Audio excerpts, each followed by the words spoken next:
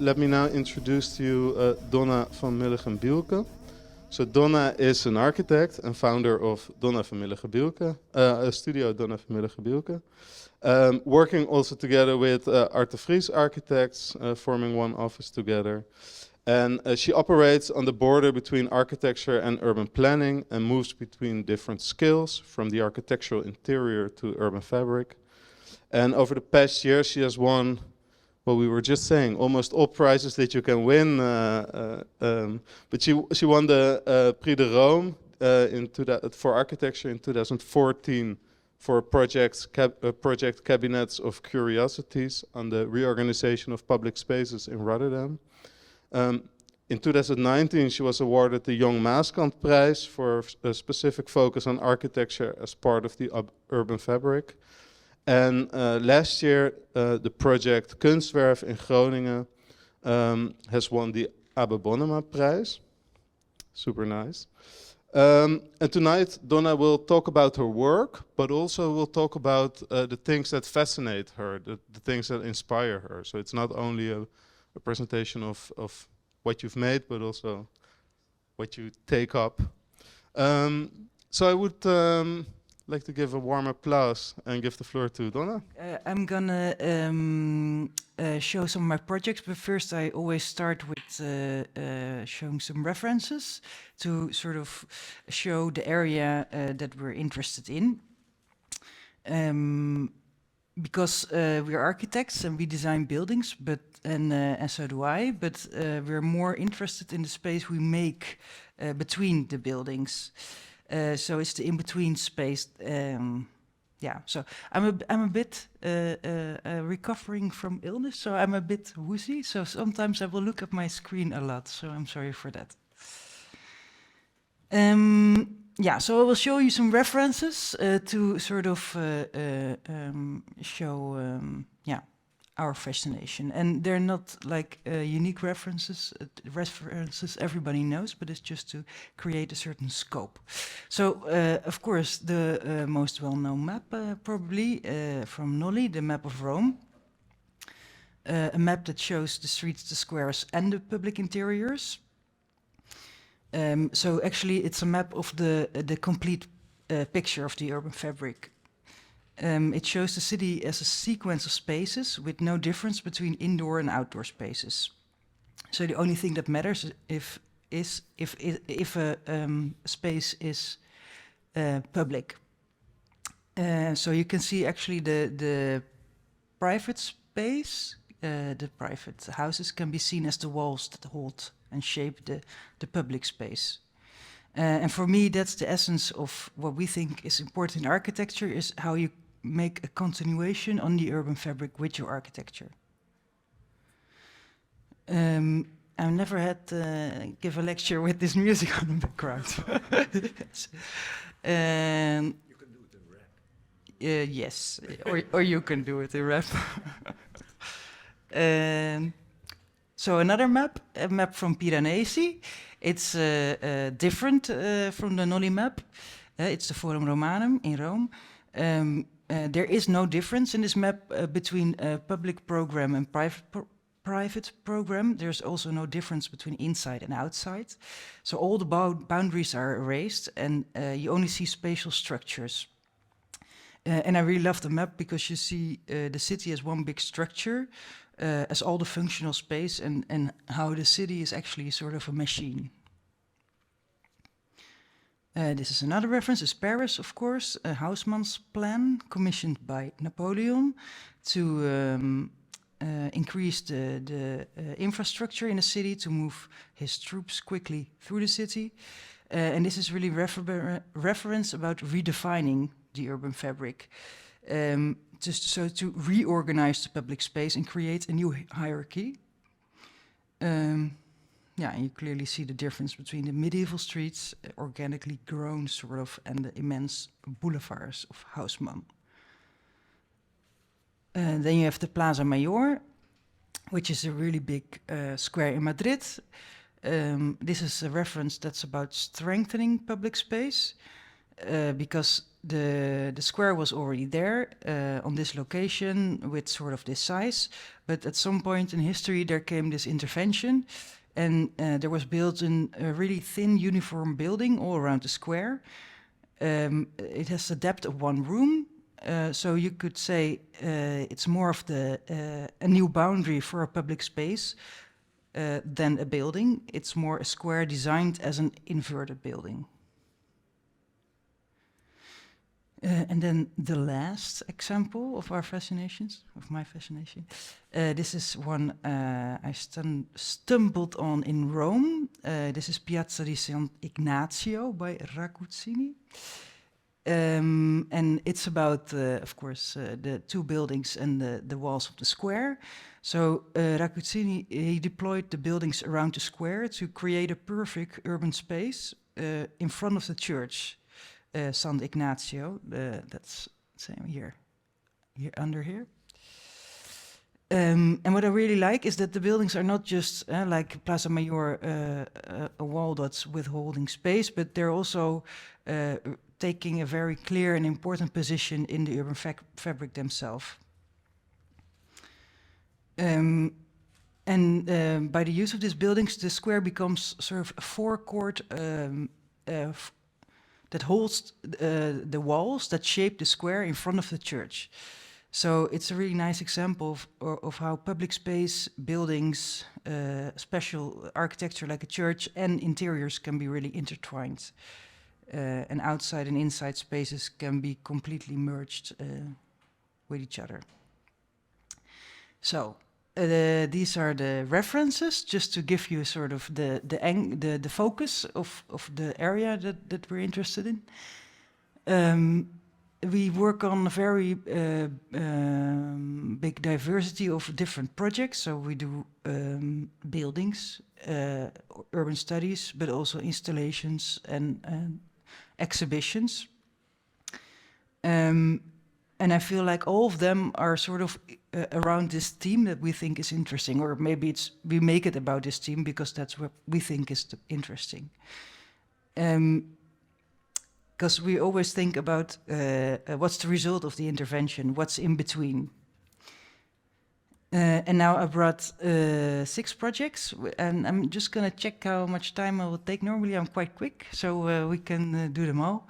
But it's sort of a chronological from graduation to Prix de Rome to sketch design to an actual build program, of how this fascination takes shape in our work.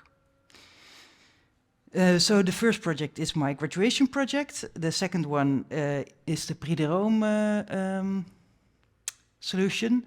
Then, as said before, I started working with Ard de Vries.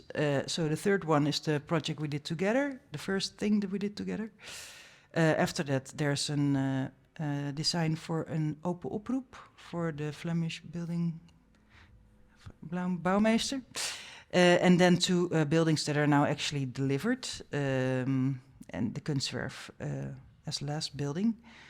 So the first one is my graduation project, and it's about 12 years ago that I made this, but somehow it's still relevant to me, because it's really the starting point to find out what drives me. Sorry. Yeah. So I didn't know, but this was really the time to find out what I think was interesting. So the things I've discovered now and try to tell you all. So I decided to make a new design for the Amsterdam City Hall, the Stopera, because it was something big and it was something personal. It's a big building.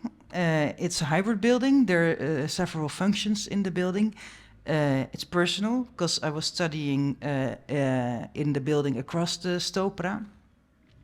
And I thought it was missing something because there were a lot of people asking me when I would go in or out the academy if I could tell them where the City Hall was. And I was saying, well, this is it. And then somehow it wasn't clear.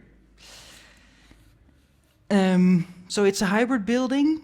It houses the city hall, all the offices, a subway station, the opera house. But they don't really interact with each other. They're more like different buildings that are put against each other. Then there's a lot of public space around the building, but because it's really scattered, it's not being used. Then there's this public route. You see, mijn pijltje here. There's this public route going through the building, but because it's not connecting anything, it's hardly used. So the first, these are sort of the steps I took to make decisions. The first one was that I was going to acknowledge the scale of the building, because a lot of times when a building this big is put in a tiny city, they try to make it look smaller and make it look like with little partitions to make it fit. Well, for me, I didn't want to. Ik wilde er geen doekjes omheen winden. I just wanted to. This is it. So this is it. We're gonna make it work. So instead of making it smaller, I made it bigger because I took all the closed program. I use a lot in my diagrams. Closed program is black. Because it's private, then gray is public, semi-public, and then white is public. So makes it easy to read the schemes. So I decided to put all the private program, the closed program, to the edges, and then take in spaces inside of the building, and then. Within the building, I would make it small again, make it relate to the human scale of Amsterdam. So in this way, it started to look like a fortress a bit, with really closed walls on the outside, a really strong facade with big openings and an infrastructure in it, and some specific functions within the infrastructure. And it became a really rigid building. Here you see how it accommodates the curve of the river, the Amstel. It's huge, it's monumental, and it has really big openings to show that it's permeable and public. So from the outside, it has really sharp boundaries. It's a big representative building to appropriate the functions. It has a strong independent shape, which shows the importance of the building. And on building level, the borders are much softer and permeable. So here again, you see all the closed program is pulled to the outside to give it shape. And once you get in one of the entrances, it will get open and you will be able to enter the building. So the deeper you go into the building, the more public it becomes. So this is a model of the public route which runs through the building. It's a sequence of spaces, and it exists of squares that are really open and outdoor spaces, forecourts, that's the transition between inside and outside space, and in-between spaces, which are interior spaces, but they're public, so they're part of the street that runs through the building. So it's a building, but it's also a city with squares and a public network. So you have the squares, the forecourts, and next to the forecourts are the interior in-between spaces that are part of the public route, but also the place from where you can look in the functions of the building. So this will be the alternative of the street, which makes it more a building because it's a sequence of spaces, but makes it a street because it's public and it's connecting.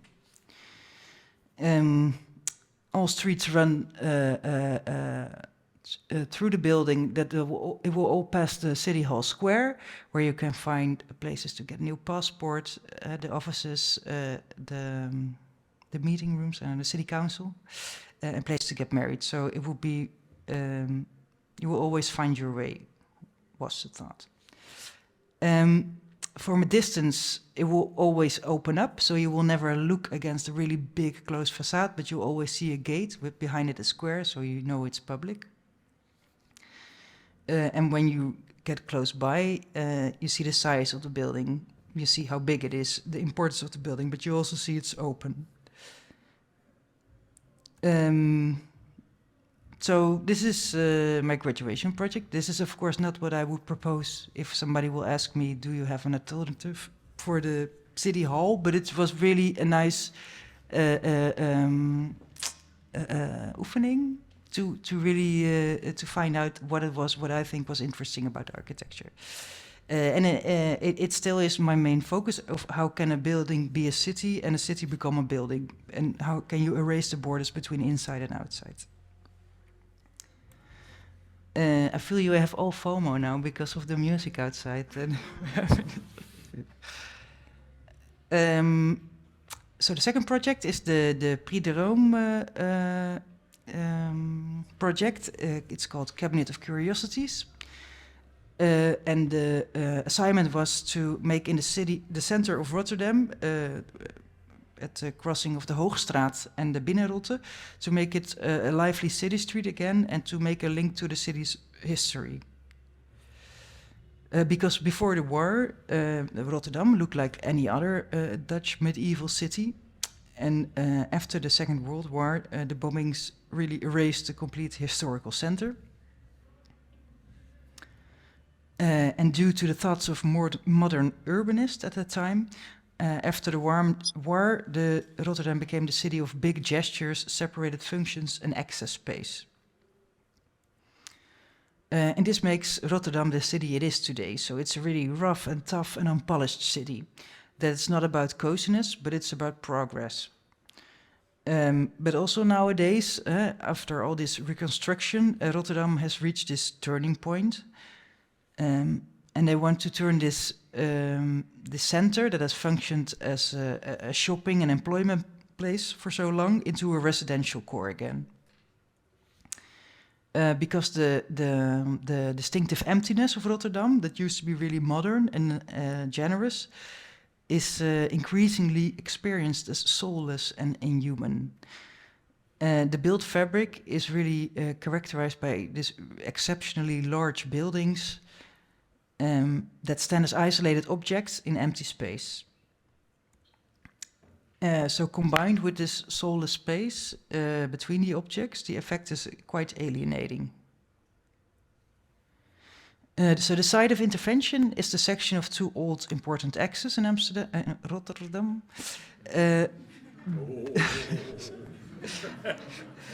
The first was the Binnenrotte, which is the thick line. This was the place where the river Rotte flowed into the Nieuwe Maas. So this is actually the spot around which the whole port and so Rotterdam grew. Later on, this became the route of the railway, which passed above the ground.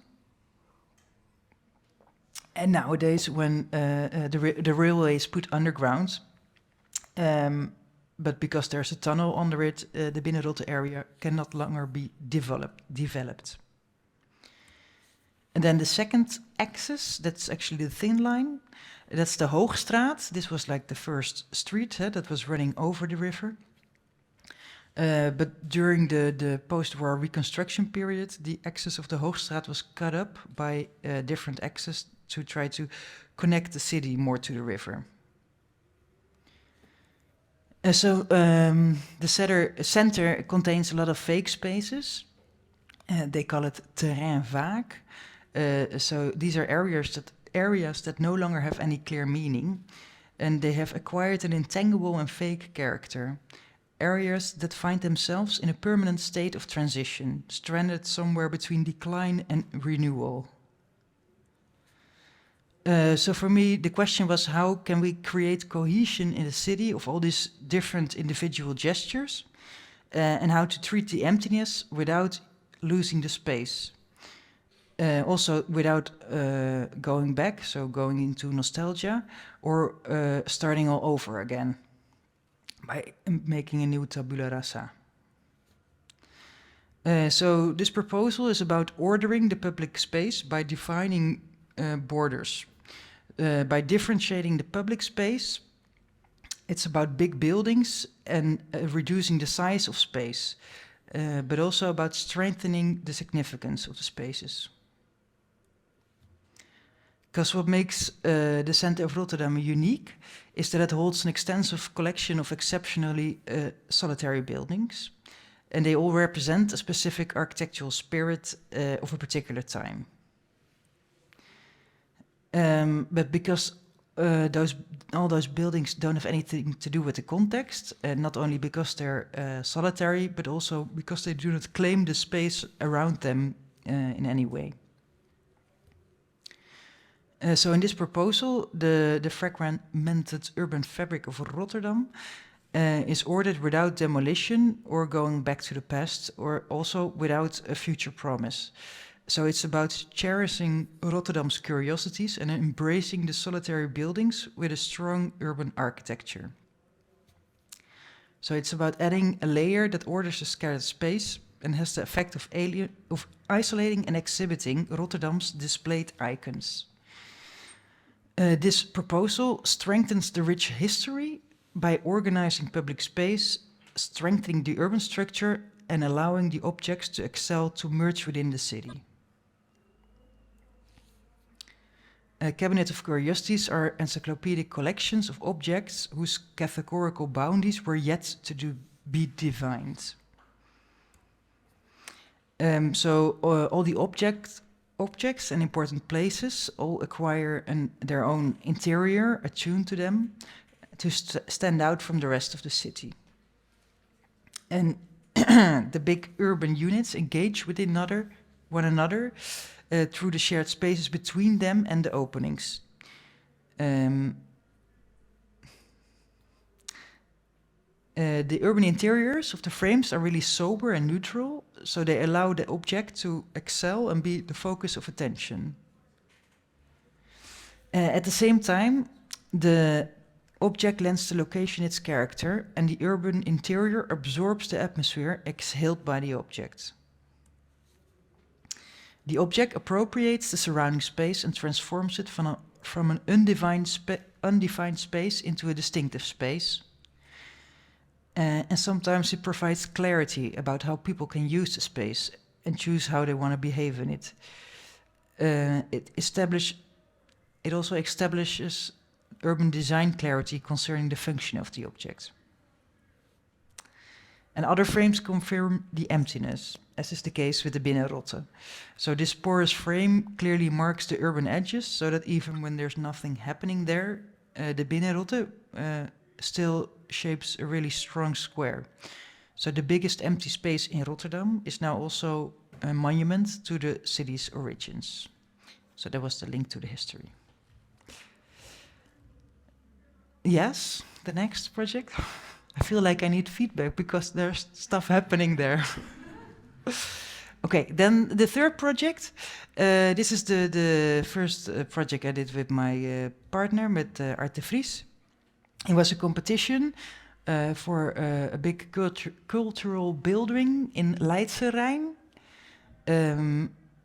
So this was the first tender. There was first one for a cultural building, and then later on, like 3 years ago, it was tendered again for a circular cultural building. So that's a different story. But so we did the cultural building tender. It was quite a difficult program because they wanted to have a public building, a cultural building that attracts a lot of visitors. But they also want to make it maker space, which means like a big workshops and studios from artists.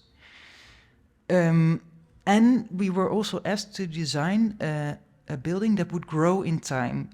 So literally make a top-down project which will be bottom-up organized. So they're all things that are sort of contradictory to each other. So this is Leidse Rijn, which is sort of this shadow from Utrecht with a lot of, well, it's a new center they're building. Very popular city. It's a completely classical city with this classical grid that's built there. Here you see the railway, the Berlijn Plein, which is like a really grand boulevard, a really big square, and then on that one is the cultural axis. with like the art farm and the cinema, and then in between there's this really big spot, and the agreement was that there would be a really big cultural building there. So maker spaces, when you think of maker spaces, this is the first thing that you probably think of, that I thought of. The NDSM in Amsterdam is this. Artists need lots of space. They like to have like workshops and spaces where you can really let stuff happen. So normally artists locate themselves in really in old empty industrial buildings, a bit on the borders of the city, with low rent. So they are. That's how you know the maker spaces. So it's quite different from the question that the municipality had, which was built in the center, one big building, especially for this function. So we were thinking like the fact that these artists always go to this building doesn't mean that this is what they want. It means that this is affordable and this is what has space. But what would they really want? Because we look at it like we compared the artist with the hermit crab, because there's this vacant shell, this vacant building. The artist appropriates the space, as is the case with the crab. They appropriate the shell, and in evolution he transforms into the shell. So that's what he needs at a certain point. But what if there was never a shell? Would that also be his perfect place? So that was also what we were wondering, like how can we make something new that, because actually you need something that was already there and lost its function and be reused. We were also thinking about the fact that it should be a growing in time strategy, bottom up organized. So you don't want to organize too much, but you also want to make sure that it will be connected to the city, that it will be organized within itself. So for instance, we looked at Burning Man, a festival in the desert of Nevada, which is really free. Everybody brings their own housing, tents and stuff, trailers. And the only thing is organized before is that in the sand they draw the map of the big empty space in the middle and the connecting streets around it. So you have the arena and the radial structure. It's sort of the same as the World Exhibition in Paris. There's this big organization, and within that stuff can happen, can grow itself. So this is our plot in the orthogonal city grid with the cultural axis. We wanted to make something that would fit in the city, but also take direction of the cultural X. Yeah.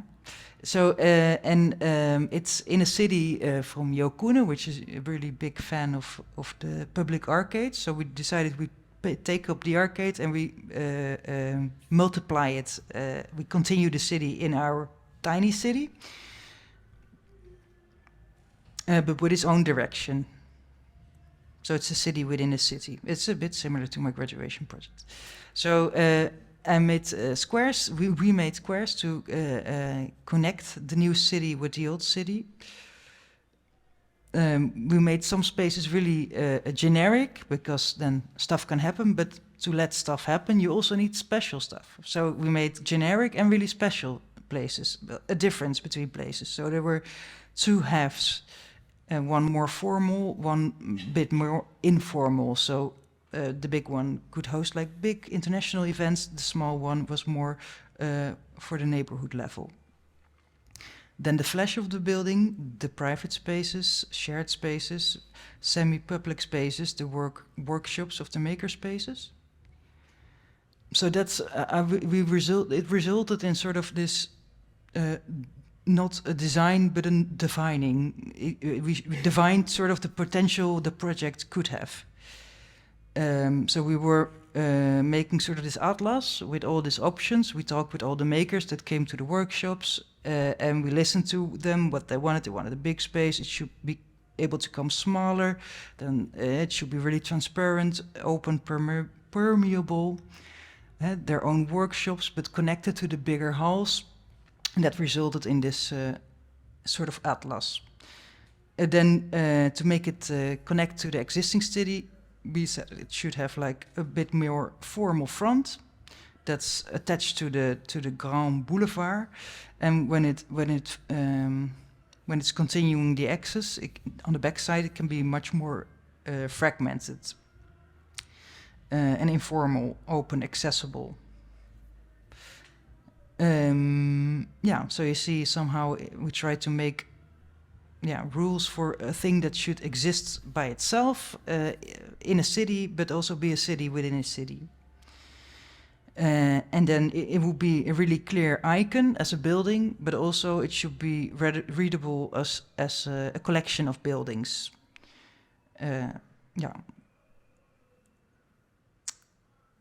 So they started with the placemaking from our plan, and then there was a programmamaker, stuff was happening, and then a lot of stuff changed, and then now then it was tendered again, and we tried to enter the competition, but we didn't get through it. So it's won by someone else now, and it's much more about, it's still with all the makers, I believe, but it's more about a circularity as well, which was not the big thing in this tender.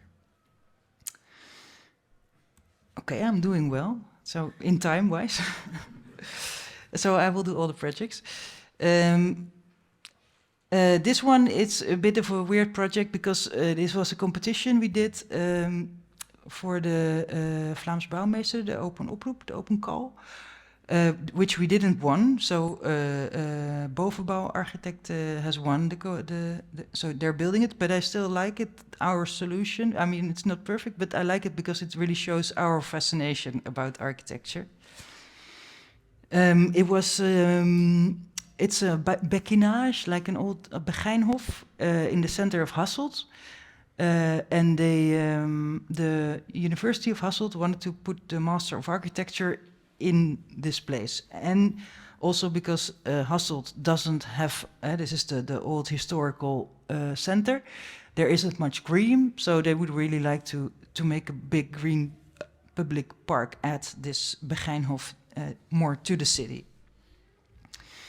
Begijnhoven, so bekkinages, are almost, I learned, settled next to a river, because that's the river would run here, and that's how they would bleach the cotton, and that's how they would make money to make a living. So this is the Begijnhof. There's Z33 from Francesca Torso, which is over there. It used to be in the houses before. So the university wanted to be able to use it, make it a square, but it should also be a park. There's this gate building that's here. That was the only place you could enter. Then there was this church, and then there were the I don't know, not the monks, but the Begijnen. None? Well, men, I guess, but not. Okay, none. But then a man. Yeah, I think it was a man, but I'm not sure. Okay, yeah. Monks, yeah, but then it was not monks. Nou goed. Religious, now, figures. So there used to be a church in the middle. Here you can see the old river, the Damer, which was there. Now it's still there, but it's underground. Here you see from the inside the gate of the gate building. And then you see all those little houses. They all have an extra gate, and then they have a door. And in times when the church was still there, the church was bombed again in the war. When the church was there were a lot of walls to make sure that the monks, nuns, whatever, were separated from the public that would go to the church. So it was a lot of closeness and levels that you had to go through. And this is what is left of the church, so it's just the side of the wall. So the big controversy or the problem, the contradiction that we had. We always like to look for a contradiction because then we have a problem we need to solve. Was that they wanted to make us, let us make like a public park, really open it up, but they also wanted us to, to tell the story about the history of the place. And if you want to do that, you need to make it the way it was. You get in one way and get out the other way. So to keep the identity of the typology. So we find it really hard to make this walled but open space. We wanted to make it at least officially closed.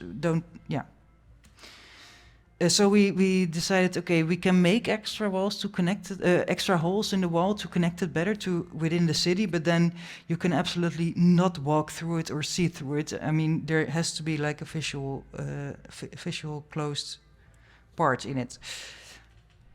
So we propose gates that are closed, but you can recognize them because they stand out, so you know where to go. And when you're inside, when you're inside, you clearly recognize the gates, so you will know how to get out. So this is the plan. This is sort of we wanted to tell a lot about the history. So here you see some images about how they would bleach the cotton, and we thought, okay, let's bring that back. Then there was a lot of vegetable gardens, some squares for that the university could use because a lot of students would come there. And there we wanted to propose to give the water a bigger role. And we proposed to bring back a part of the river to make it more appealing also for the people in the city to come. And we always really love I'm sure you all know the water play thing by Michael van Gessel, or at least on the square in Artis, which is like the most amazing thing for children ever. So lots of people just go there to look at it or walk through it. So we figured if you put something there, it will be a success. Then maybe I will go quickly through this. We put in all the program within the history, taken into consideration the history of the architecture. So the Begijnen, the monks, nuns, they would have one closet with their personal stuff in it, and that's the only thing they would have. So we figured we will try to add this kind of type of furniture, wooden elements built in, or we looked at the I don't know, the biechtgaas, like the meshed confession stuff to make everything, you know. But then still we missed some extra spaces for program. So the first thing you think of is, okay, so there was a church there. We need a place where people can get together to program. But we couldn't sell it to ourselves that we were going to rebuild the church on the spot. So instead of rebuilding it, we chose to show the church that was there by not building it, but building around it. So inspired by how they used to, on churches within cities, they would just fill up all the corners with little shops and houses. And if you think about taking out the church, you still see the church. And you could still have the ruin, so you can tell the full history. So this is the square that you will see, the inside from the church, with part of the ruin, part reconstructed, but then not the church, but outside of the church. So you see the absence of the church. So here you can see the parts that were still there, and then the parts that we introduced. So yeah, then these were the spaces that will be the outside of the church, but the new insides around the church. Yeah, so Bovenbouw figured out that he would just make less program. So they're not making this. It's a really nice plan though, but there was it wasn't a problem. We didn't know.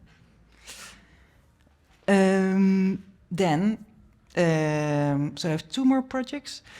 This is a bit of a weird project, but a different. Well, in this series, it's a bit of a weird project. It's a tiny housing building in Amsterdam, and it's different because it's not really a public thing for humans. So it's located in Sloterdijk, this office hub just outside the center of Amsterdam. And the municipality wants to turn this sort of dead area, business area, into a residential area. So they're tendering these plots. And I was lucky to join the combination of NL Architects, who was the big supervise architecture of the tender, and then with 2 other smaller offices, Space Encounters and Chris Colares. We did a plan. Also with DS Landscape, who has a big role in the whole plan, but that will come later. So we made this plan. We had 2 plots. We divided it all in some low-rise and on top of that some high-rise. NL made the high-rise tower. I got to do the tiny tower on top of this other buildings. The layout. This is not that much important. So DS Landscape Architects did the whole landscaping of the plan, or the whole green department, since nature and biodiversity are, of course, always very important. But here it was really the starting point from the project. As you can see, you see this green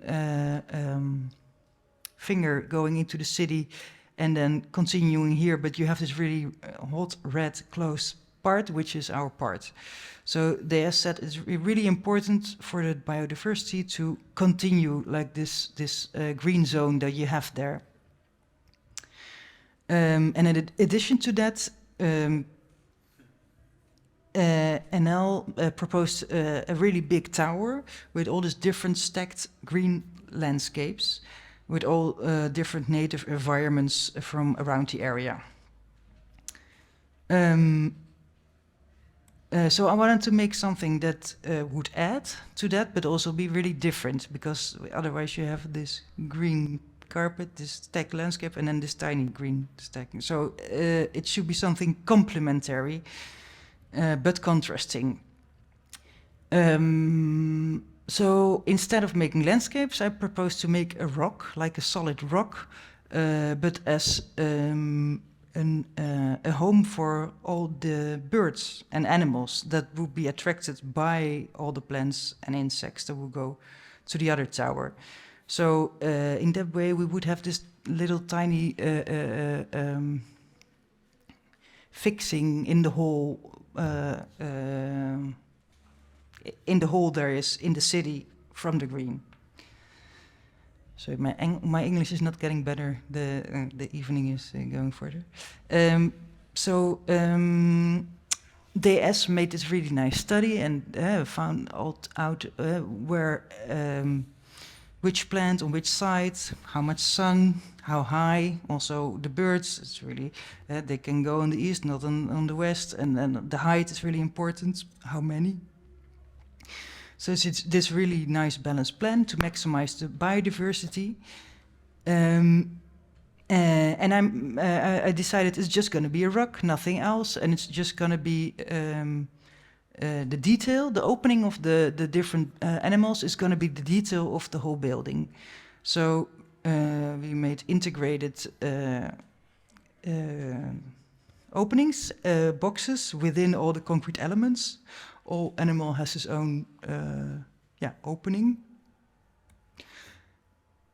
And the material was inspired by this image of Bas Prinsen in Jordanië, I think, in Petra.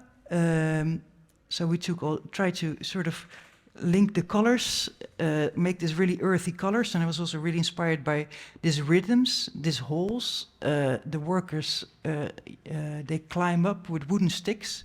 They climb up the wall in the holes, but I could see it happening in this place as well. So I used all the holes that we need for the birds, and I made them as a sort of this pattern to make it even a more solid rock all around the facade.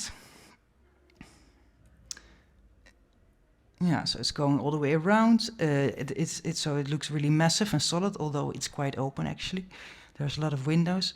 The front is a bit different because to show that that's the front, and also to make clear where to enter for the rock, I've made this entrance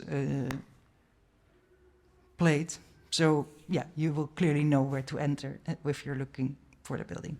And this is something really funny that was Street Art Frankie added a Pac-Man symbol to the building. Okay, then the last project, which is the Kunstwerf, which I did with Ard, which was delivered to, I don't know, last year, the year before, something like that. The Kunstwerf, it's a permanent accommodation for 4 theater and dance companies in Groningen. It's located here. It's just outside of the city center, the historical city center. So here you see the Forum and the Martini Toren. And together with the machine factory, it forms this cultural cluster. The machine factory now houses the Noord-Nederlands toneel, so this theater dance company. So the terrain is used to be all kind of stuff. It used to be a circus place, a Boden place, and after that was a gas site. So it was an industrial gas area as its latest destination. And currently the whole area is redeveloped. Really nice living places are made there. But here you see quickly the history. So it used to be this enclosed terrain with this monumental X and one entrance, classical gardens, 2 villas on the sides of the X. One was the director's house, the other one was the administration office, and then this was the regulator's house. It was the place where you could pay your gas bill. So you would walk up, pay your bill.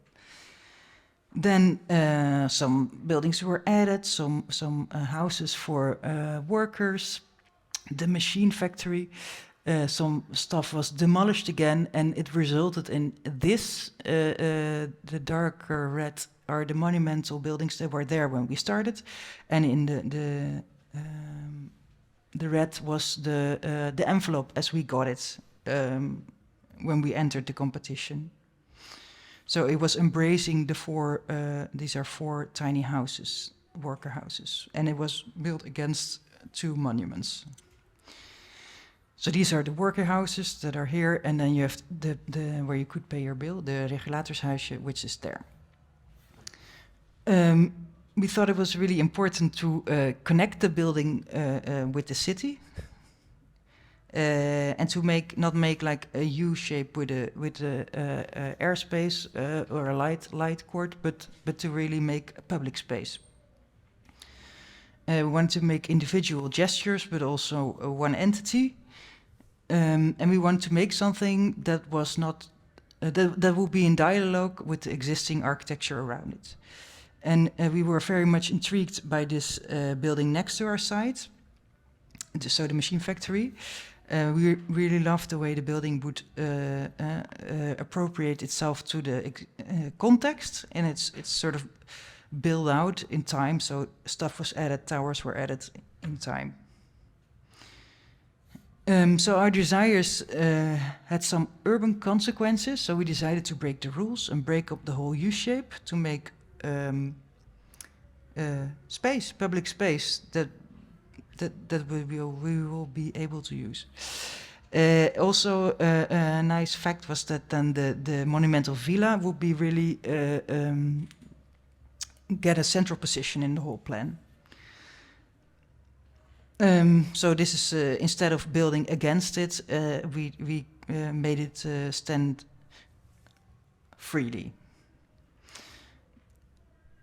We wanted to make the courtyard as big as possible because it was quite small in the beginning. So we started stacking and increasing the height. And by doing this in sort of steps, we found a way to connect the old and the new and the small and the big all to each other. We didn't fill up the whole envelope. For instance, we could build here for, I think, 11 meters. But yeah, we thought, yeah, we can define the space, but not fill the space. So we made a garden that's connected to the gardens behind. So it's sort of this aankondiging. Announcement? Announcement, sorry. Okay, here you see also the other part of the Kunstwerf that's really going all the way around it. So every company needs their own entrance on street level, so it was quite a puzzle to get... Ja, zeker. To get all the program in there and intertwined. We spread all the entrances of all the companies, so make the whole thing more attached to the city. All the halls have their own relation with the city. Next to all entrances are living rooms. Now I'm going faster. These are some of the rehearsal halls. We all really try to make everything go flow into the inside, flow into the outside as much as possible, so as less detail as possible to really make it part of the city. Sometimes you can see really close to the monuments, sometimes you see them from afar. All the different companies have their own own character. But this is actually the main thing that we did. It's really a project about continuing the existing wall and make it one entity with the monumental walls. So sometimes it's really just a wall, sometimes it's a building, and sometimes it's an arcade. So the plinth organizes the public space and the program behind the facade. So for instance, when the plinth goes up, it means there's an entrance or a gate to run through it. Then we have arcades to define the space, but also make an inviting gesture. So in the courtyard, it really ensures that it's not a backside, but it's a square, also by activating the closed wall. And the black makes everything happening there really visible. So we activated the wall between the neighbors and our inner garden to make it functional, inspired by the classical loges, but also by these classical thick buildings where suddenly a border becomes a space. And in the evening, with the lights going on. No. So the black plinth organizes everything. The middle one takes up the light and brings some verticality in the plan. And the upper one, it's anodized aluminum, reflects the sky, which makes it a lot lighter. And during the day, the building continues to change. So because of the reflection, darker materials become white, and whiter materials become dark because of the shadows. So now here are all the different connections that we made to the courtyard. I feel like I need to hurry now. So I will just run through the images. There are quite some. Here you see how all the gardens are connected from above, and we will these were pictures were taken when the plants just went in, but this will be like a room because the plants will grow up really high afterwards. Then the only thing that was missing in the program was a place where all the companies would meet, so one collective space. So we added in this garden, in the heart, a sort of this amphitheater, not to really do performances, but more as a metaphor, the place where the companies meet each other, but also meet the city. It's inspired by the decors of the Sebastiano Serlio from the classical theater to make openings everywhere. So everywhere somebody can just show up and be part of the play. So in the same way we have doors and openings so everybody can join. So maybe we stop here? Yeah? Sure. It's almost finished. I don't know how much is... It's just, I will tell you just about this maybe. It's about why we chose, because this is quite of a thing that we have a lot of questions about, why we didn't make it from red brick, which is actually the environment. But we figured we wanted to make something that stands on its own and doesn't makes clearly a difference between the existing. And we looked at this Grosses Schauspielhaus by Hans Poelzig, which is a really large volume. It was actually, I think, a market hall before, and afterwards it became a Schauspielhaus. So as you can see, there are a lot of things that we studied on to make this really closed big volume look less closed and open in the city. And we looked at the industrial function it had before with all the heavy plinths with on top the lighter buildings.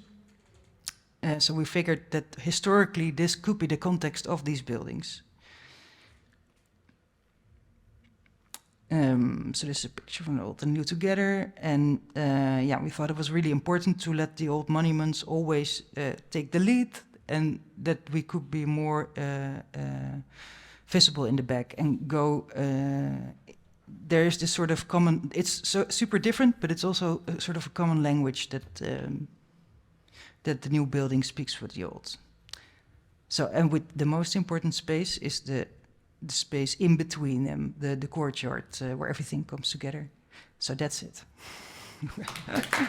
So,